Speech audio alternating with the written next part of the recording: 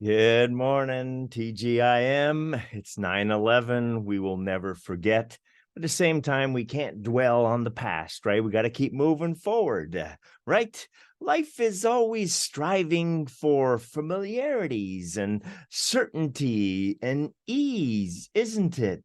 We're always looking for the comforts of life as much as we can. But at the same time, we must realize that we must avoid becoming complacent if we get too comfortable, right?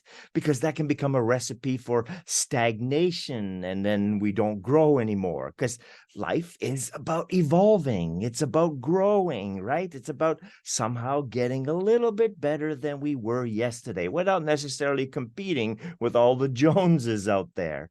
So we must find ways to keep finding silver linings amidst the chaos, amidst the disaster, amidst the grief and the grief.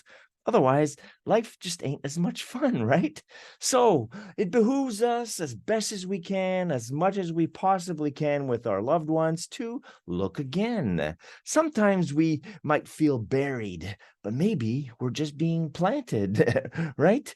Sometimes we make wrong choices, but they will bring us to new right places.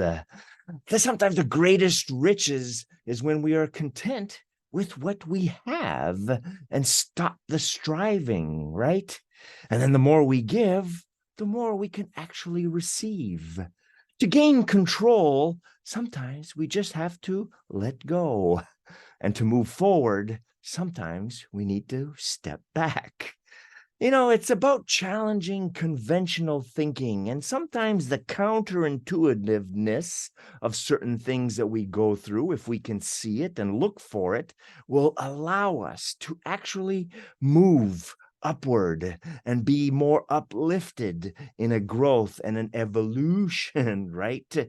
To see things right rather than always trying to make them right. Again, it's about our own the barometer for how much stress we can take, how much hardships we can live with, how much, of tough times do we want to absorb and have.